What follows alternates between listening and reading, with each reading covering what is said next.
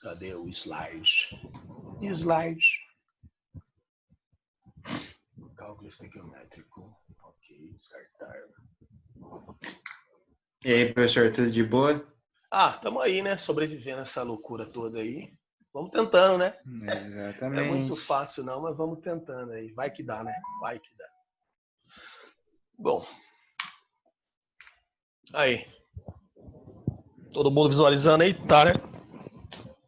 Sim. Beleza. Pessoal, então hoje nós começamos aqui a parte de leis ponderais, química B, tá? Nessa química B, primeiro vem leis ponderais, cálculo estequiométrico, depois vem termoquímica. Eu já mandei a termoquímica para vocês.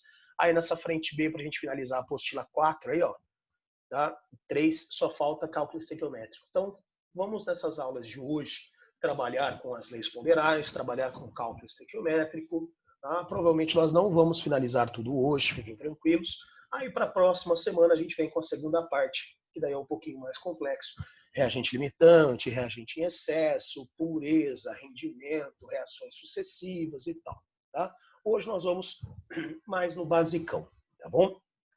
Quando a gente fala de leis ponderais, são 3 leis, mas dessas 3, 2 são as mais importantes aqui, que foram as leis que conseguiram mostrar para nós o caminho de uma química como ciência exata, né? Porque nós tínhamos problemas até meados de 1790, 1800, a química não era exata, tá? A química era uma confusão. Por quê? Porque quando os cientistas tentavam fazer reações, eles percebiam que em alguns casos, feito a reação, no final eu tinha uma massa maior do que a que eu tinha no início, ou seja, tinha brotado alguma coisa. Em outras reações, no final eu tinha uma massa menor do que no início, ou seja, tinha desaparecido alguma coisa. Então os valores não batiam, os valores não davam certo. E aí ela não poderia ser considerada exata por conta dessa imprecisão. Um exemplo que a gente tem no dia a dia aí, que inclusive já foi questão de prova da Federal, foi questão de prova da UEL, isso aí já foi Enem, isso aí é o clássico. É quando a gente queima papel e quando a gente queima bombril. Se você queimar papel, então eu peso o papel no início, queimo ele. O que eu vou ter no final? Uma massa menor, tá? Uma massa menor. Quando eu pego o bombril e queimo ele, no final eu vou ter uma massa maior. Mas por que isso acontece? Porque quando eu meço a massa do papel, tá? É algo sólido que eu estou conseguindo colocar na balança. Quando eu queimo esse papel, ele reage com o oxigênio do ar e vira gás carbônico, né? E vira gás carbônico. Ou seja, isso é um gás, vai ser liberado para a atmosfera. Por isso que quando eu peso, tá? O que sobra são apenas algumas impurezas, algumas cinzas que ficaram ali. Então, se eu não considerar este CO2 que foi liberado, de fato, a massa vai ser menor. E quando eu faço a queima do bombril, basicamente ferro, eu acabo oxidando esse ferro e transformo ele em óxido de ferro. Se eu pegar a massa do início e comparar com a massa do final é muito maior. Por quê, professor? Porque o oxigênio que entra do ar reage com esse ferro e fica preso ali. Então, se eu não considerar esse gás que estava na atmosfera, essa massa não vai bater. Foi aí que entra Lavoisier. Lavoisier foi o cara que descobriu o oxigênio e teve a noção de que os gases participavam das reações e que esses gases poderiam participar sendo liberados ou sendo absorvidos em uma reação. Foi aí que Lavoisier resolve fazer todos os experimentos, cadê minha caneta? Resolve fazer todos os experimentos em sistema fechado. E quando ele faz os experimentos em sistema fechado, ele impede essa troca gasosa. Então, todos os gases que estavam ali no início da reação são considerados como uma massa. Todos os gases que seriam liberados ao final são considerados com massa também. E aí o que ele percebe? Que quando ele faz o cálculo da massa do início e o cálculo da massa no final com o sistema fechado, ou seja, impedindo que o gás saia ou que o gás entre, ele consegue ter uma massa exatamente igual do reagente do produto. E aí ele repete isso com várias reações várias vezes, sempre em sistema fechado, impedindo que gás saia, impedindo que gás entre. O que ele percebe?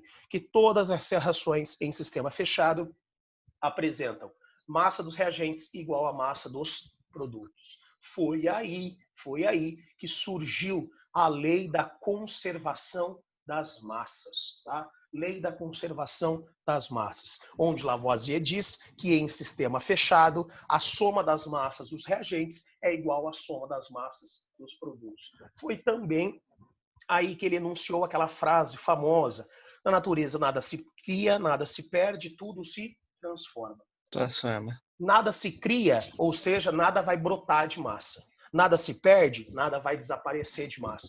Tudo se transforma. Então, toda a massa do meu reagente vai se transformar em massa do produto. Tá? É por isso que ele enunciou essa frase famosa que nós temos aí.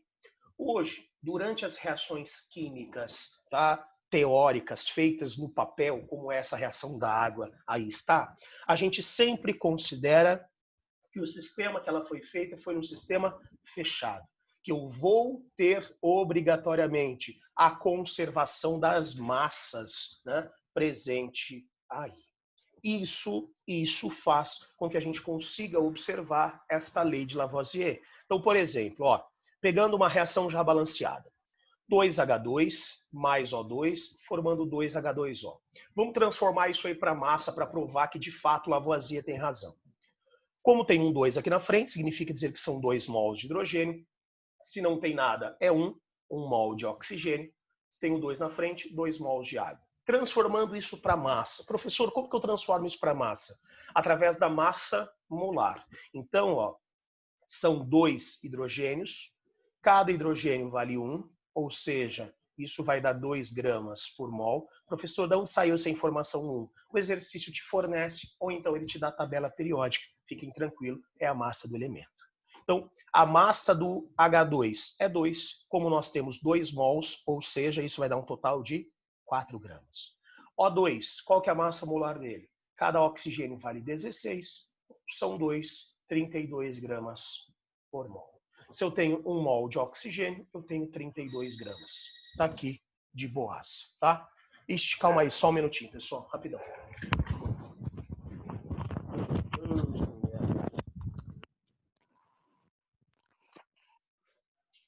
Ô, Vander, dá aula aí, pô.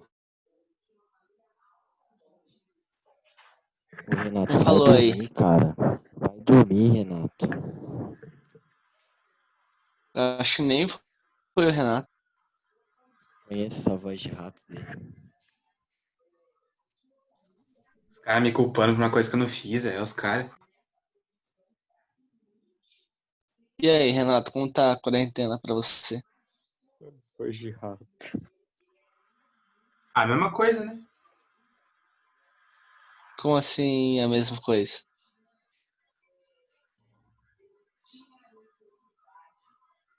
Ah, vivendo e dormindo e etc. Exatamente. Opa, voltamos. Opa, vamos lá. Então, onde que eu tava? Ah, tá, tava aqui. Ó. 1 mol de oxigênio, 32 gramas. Então, isso fica com 32. Maravilha? Vamos falar da água agora. Massa molar da água. A água tem 2 hidrogênios, onde cada hidrogênio vale 1. Tem 1 oxigênio, onde ele vale 16. Isso vai dar 18 gramas por mol. Ixi, calma aí, tem coisa no chat aqui? Chat.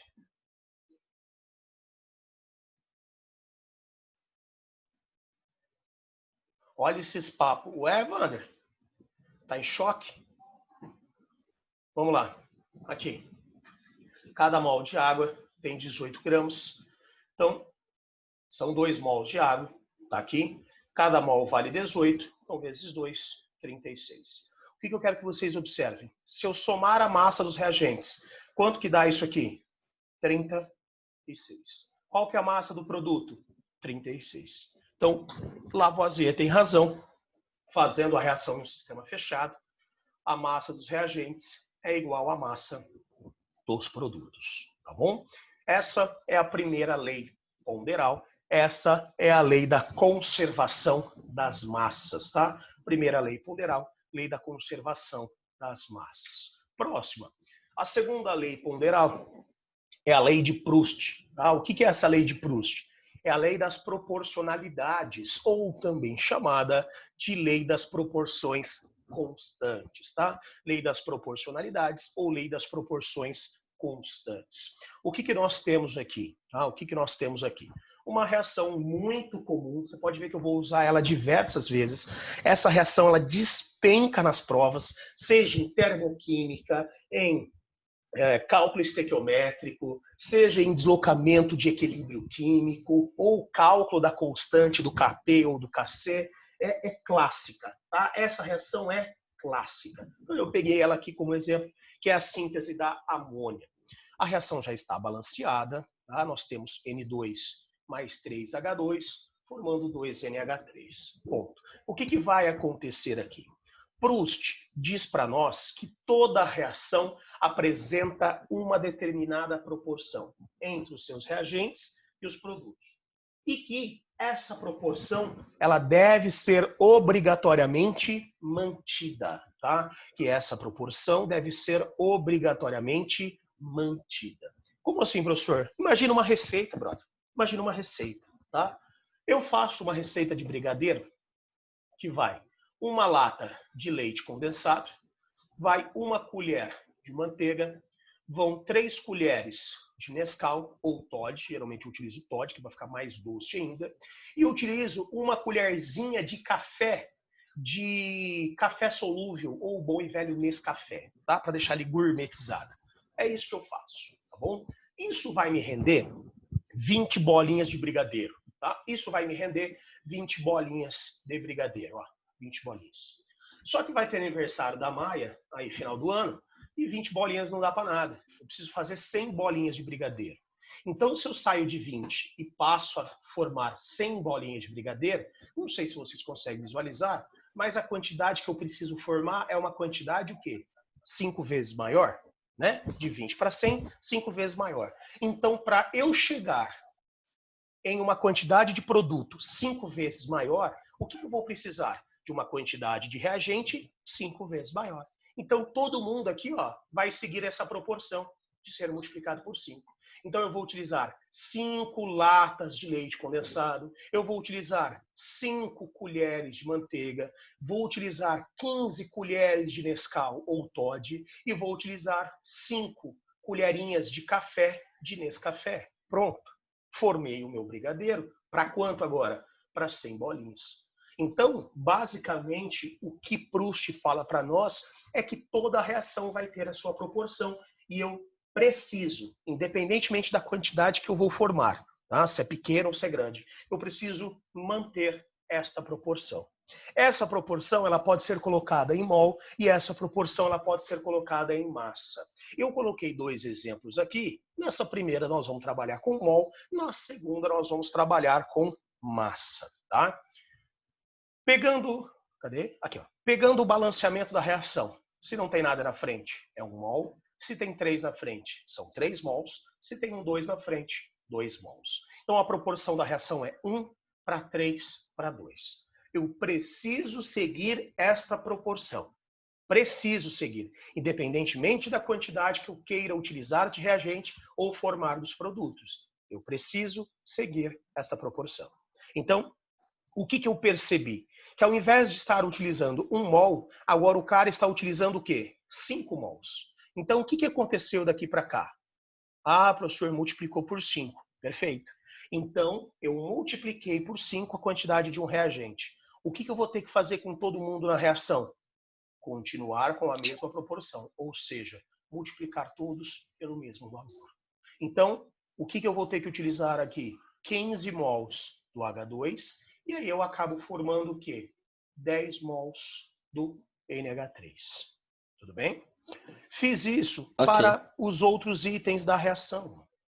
Só que agora, utilizando como base o valor do H2. O que aconteceu aqui, da quantidade, tá, da reação para este novo valor que ele está utilizando? Dobrou. Então, o que eu vou ter que fazer com todos também, queridos? Vou ter que dobrar para que a proporção da reação seja mantida. Então, 2 vezes 1 são 2 mols que eu vou utilizar de N2. 2 vezes 2, 4 mols que nós vamos formar do NH3. E aqui, por último, eu coloquei um valor do NH3. O que acontece da quantidade inicial do NH3 para isso que ele formou agora? Ah, professor, isso dividiu por 2. Perfeito, isso dividiu por 2. Então, o que eu vou ter que fazer com os outros itens da minha reação também? Dividir por 2 e dividir por 2. Então, significa dizer que eu tinha 3, só que eu vou ter que dividir essa quantidade por 2. Quanto que eu vou utilizar? 1,5 mol. Eu tinha 1, dividir por 2, então quanto que eu vou utilizar? 0,5 mols. Se você simplificar, tá? Se você simplificar todos os casos, viu, prof? A tela travou para mim. Eu vou sair e entrar de novo. Vai lá, Renato, vai lá, vai lá, vai lá. Então, galera, se a gente dividir, tá? Se a gente dividir todo mundo, tá? Simplificar todo mundo, as proporções serão todas as mesmas. Como assim? 5, 15 e 10. Posso simplificar isso? Pode, professor. Por quanto? Por 5. O que vai dar? 1, 3 e 2. Qual que é a proporção da reação? 1, 3 e 2. O que eu tenho aqui agora? Eu tenho 2, 6 e 4. Posso simplificar por quanto? Ah, professor, pode simplificar por 2. Beleza. O que vai dar? 1, 3, 2. Qual que é a proporção da reação? 1, 3, 2. Se eu pegar 0,5, 1,5 e 1, posso simplificar por quanto? Ah, professor, você pode simplificar por 0,5. Tá bom. O que vai dar? 1, 3 e 2. Qual que é a proporção da reação? 1, 3 e 2. Então você pode perceber que a gente tem a proporção sendo mantida em todos os casos colocados aí. Isso é a lei de Proust, tá? Lei das proporções constantes ou lei das proporcionalidades. Ela vai ser muito útil durante os exercícios de cálculo estequiométrico. Se você conseguir enxergar a lei de Proust acontecendo num certo valor de uma reação, você ganha muito tempo para conseguir chegar ao resultado que ele pede. Mas essa proporção, além de ser em mol, ela pode ser em massa. É o que nós teremos aqui, tá? É o que nós teremos aqui. Bom, vamos lá.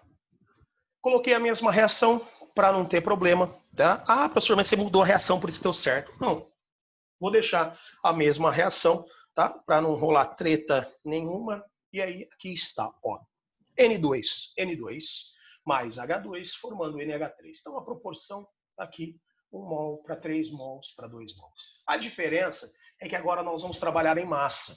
Então, eu vou passar de mol para massa. Professor, como é que passa de mol para massa? Massa molar, tá? Massa molar. São 2 nitrogênios, cada nitrogênio vale 14. Então, isso aqui vai dar 28 gramas por mol. Aqui está, 28. H2, preciso passar para massa. Tem nada de 3 aí não, escrevi errado.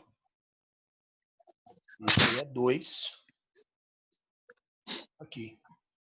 2 hidrogênios, cada hidrogênio vale 1. Então, 2 gramas por mol. Tá? Aqui está a massa molar do hidrogênio. Como são 3 mols do hidrogênio, eu preciso multiplicar isso por 3. Bom. NH3, mesma coisa. Preciso calcular a massa molar para ele. Aqui. O nitrogênio vale 14, só tenho 1. O hidrogênio vale 1, eu tenho 3. Isso vai dar 17 gramas por mol.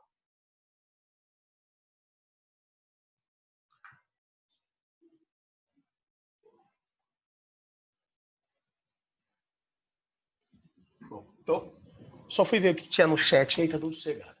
Vamos nessa. Pessoal, proporção 1 para 3 para 2, só que agora em massa. 28 para 6 para 34. Aqui. Né? Então, ele faz um segundo experimento para nós, onde ao invés de utilizar 28 gramas, ele está utilizando 560 gramas, tá? Desse N2. Então, o que aconteceu daqui para cá? Ah, professor, daí para cá aconteceu que foi vezes 20. Perfeito. Então, o que eu vou ter que fazer em todos os outros casos? Vezes 20 e vezes 20. Ok? É isso que nós teremos que fazer. Tá? Por que vocês estão mandando o nome de vocês no chat, galera? Presença.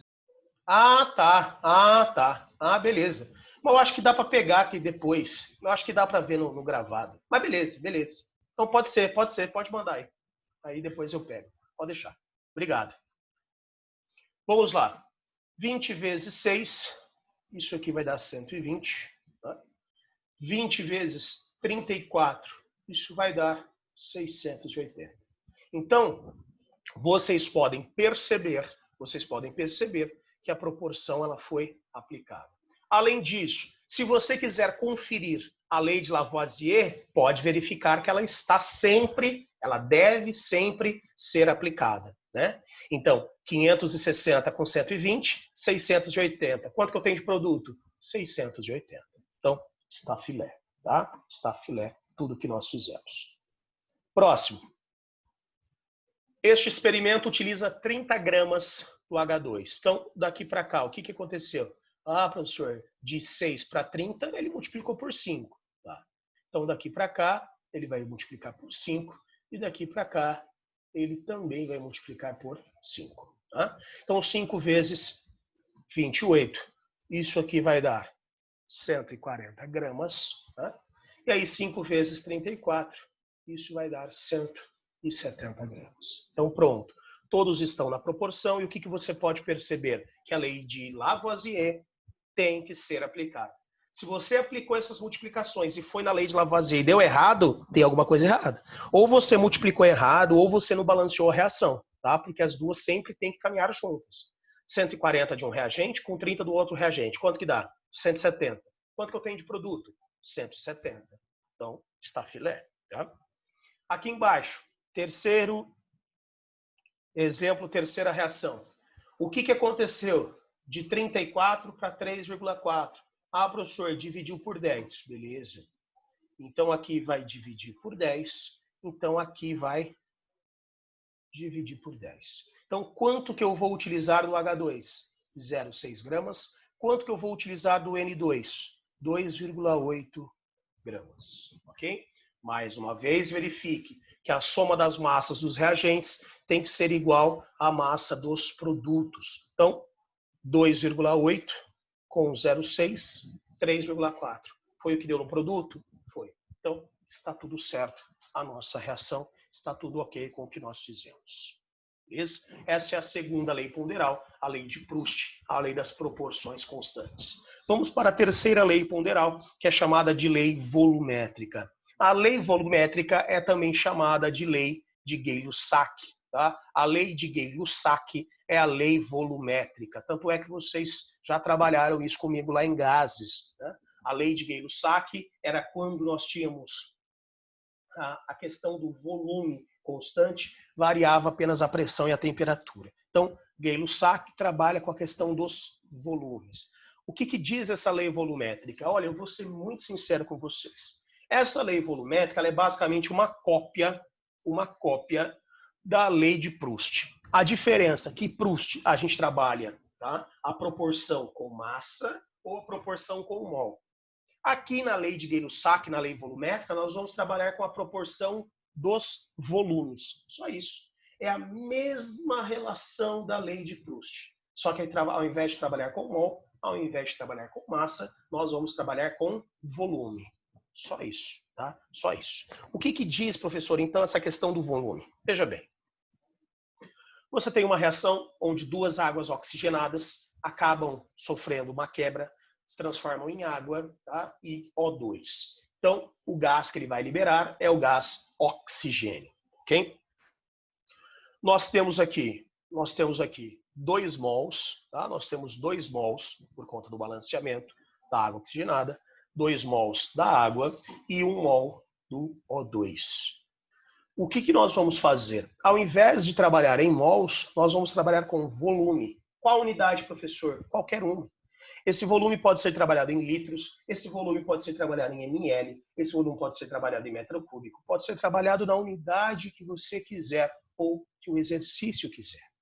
O que eu preciso verificar?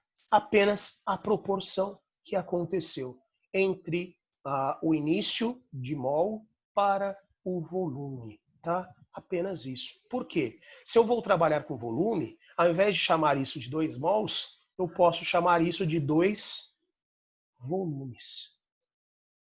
Ao invés de chamar isso de mols, eu posso chamar de volume. Professor, por que você chama de volume? Porque quando eu chamo de volume, eu posso trabalhar com ml, posso trabalhar com litro, posso trabalhar com metro cúbico. Não faz diferença. Ao invés de 1 mol, eu vou trabalhar com um volume. Ok? Então, eu tinha 2 volumes e agora eu fui para 40. Significa dizer que isso foi vezes 20. Eu tinha 2 volumes e isso vai ser vezes 20. Eu tinha um volume e isso vai ser vezes 20. Tá? Então, se eu tinha 2 volumes e eu fui vezes 20, quer dizer que eu formo 40 litros. Se eu tinha um volume e foi vezes 20, quer dizer que eu formo 20 litros. Tá? Então, a reação de 40 litros da água oxigenada formam 40 litros de água e 20 litros de oxigênio. Quando você vai até a farmácia e compra a água oxigenada em volume, a água oxigenada 15 volumes, 40 volumes, 60 volumes, né, que é para descolorir cabelo, que é para descolorir pelo e etc. Esse volume, né, quanto maior, teoricamente mais forte é a água oxigenada. Por quê? Porque quanto maior for o volume da água oxigenada, mais oxigênio você vai liberar. Quanto mais oxigênio você vai liberar, maior é a ação nele. Você só usa a água oxigenada porque ela libera oxigênio para oxidar o que você precisa. Seja no machucado, quando você joga numa feridinha, ela começa a efervescer, seja como catalisador de uma tinta de cabelo, de um descolorante de cabelo. Então, esse oxigênio é o que você quer quando você compra água oxigenada. Quanto mais volumes tem a água oxigenada, mais oxigênio ela vai liberar, tá? A partir da quantidade que você tem. Demorou? Então, essa é a primeira relação que nós fizemos aqui com a informação da água oxigenada. Próximo, ele me fornece o volume da água. Então, o que acontece? De 2 volumes, agora foi para 60. Então, significa dizer que isso foi vezes 30. Então, isso será vezes 30 e isso será vezes 30. Porra, mas é igual a lei de Proust. Sim, sim. Só que aqui está em volume. Proust é para mol ou para massa. Foi o que eu havia citado. Isso aqui basicamente é uma cópia, só que para volume. Então, 30 litros. Aqui.